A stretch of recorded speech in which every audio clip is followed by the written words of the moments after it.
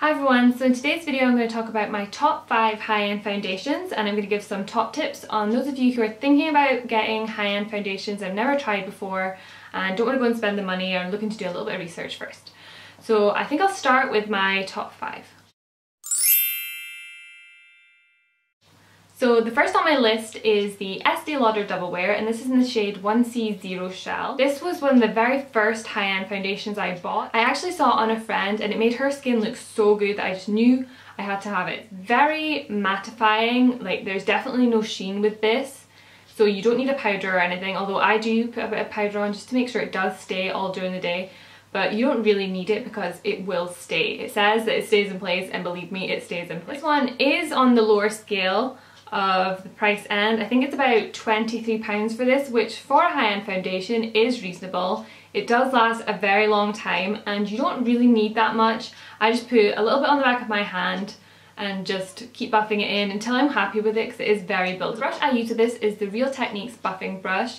I know some people do like to use their fingers because it is so thick, but I feel like this one just gives it a really nice look, and I have actually also heard of people using the Beauty Blender to blend it in, and that also gives it a nice look as well.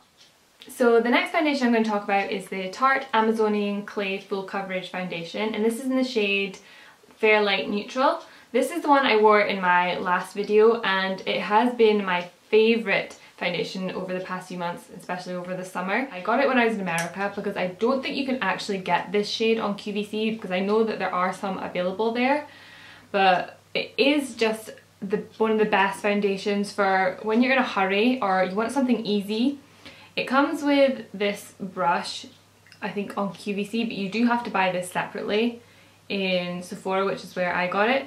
But it's really densely packed, so it buffs into the skin flawlessly.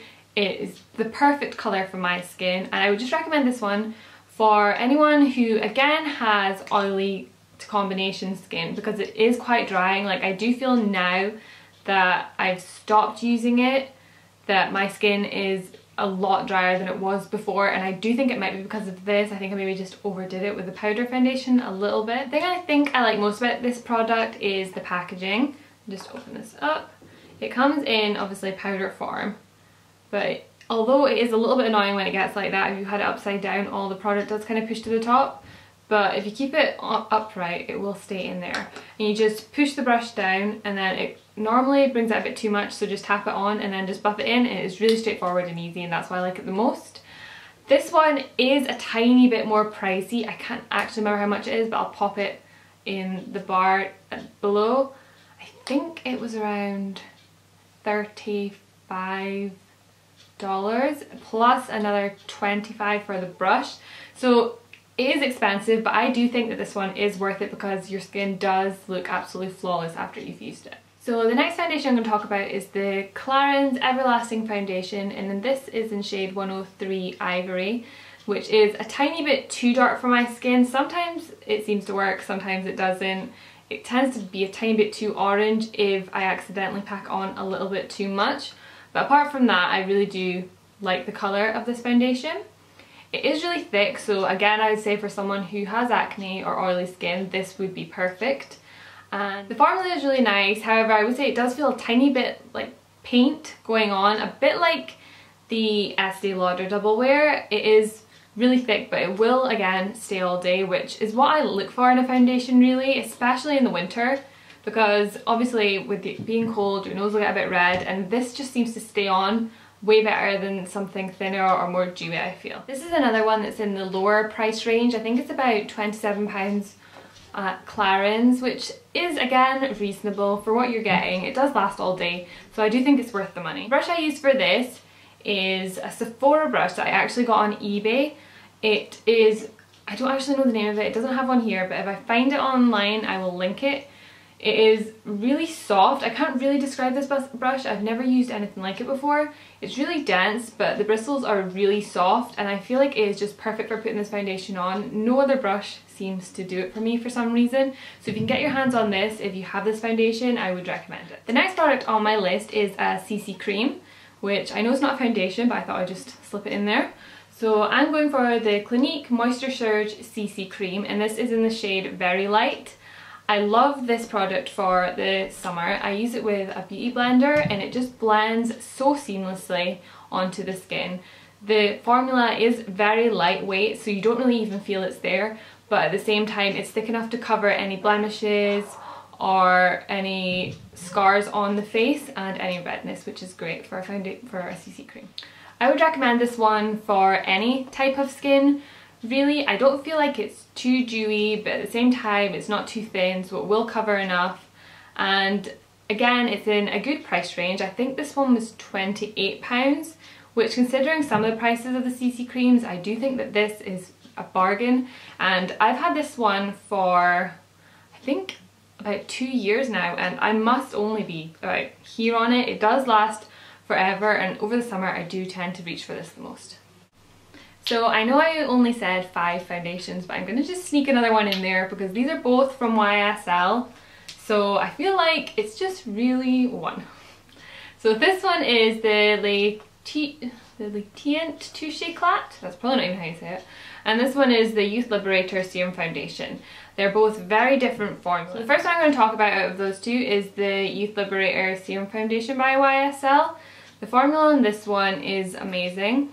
It is half foundation, half serum, so it does go on really dewy and silky on the skin and does make your skin look really brightened, which I love.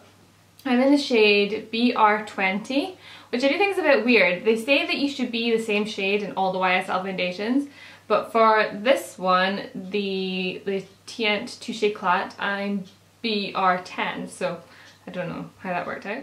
So for this foundation, I use the Real Techniques Expert Face Brush.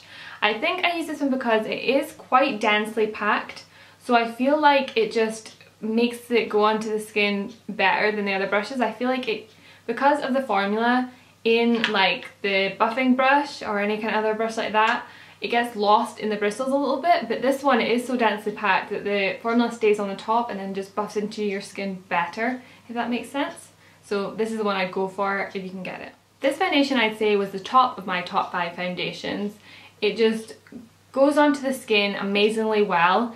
I feel like this is the one that you'd wear if your skin is looking rubbish that day. It's so brightening on the skin. I feel like this one is like the perfect colour. If you could bottle the colour of my skin, which you can, this is the one that it would be. It is medium coverage, so it does cover spots, but it doesn't feel heavy on the skin or paint-like, which 2 of the ones I mentioned previously kind of do. It is so dewy and light on the skin, and it totally brightens up your face. For this foundation, I again use the Real Techniques buffing brush.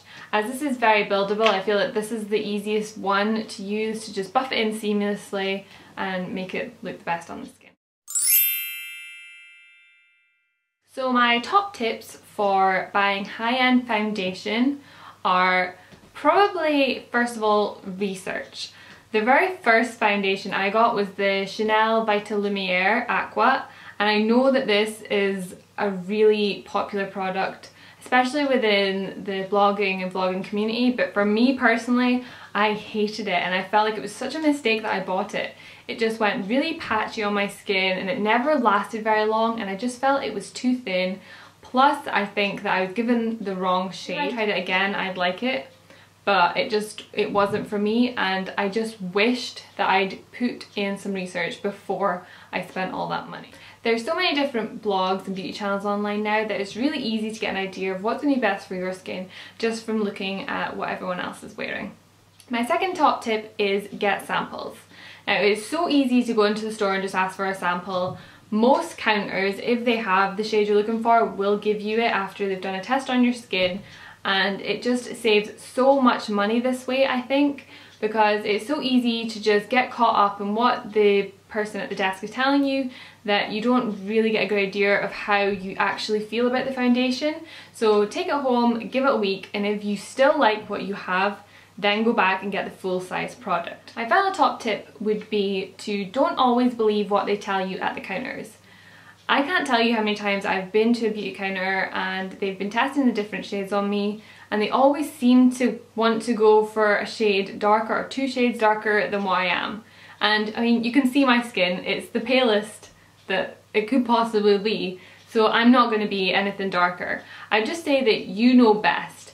So if you think you're a shade, you probably are that shade. I mean, you know. I would just say to just go with what you feel. I mean, you're the one who has to wear it. Don't be afraid to tell them that you're not wanting it if you don't, and if they don't have the right colour for you. Just be sure you're comfortable in what you're buying.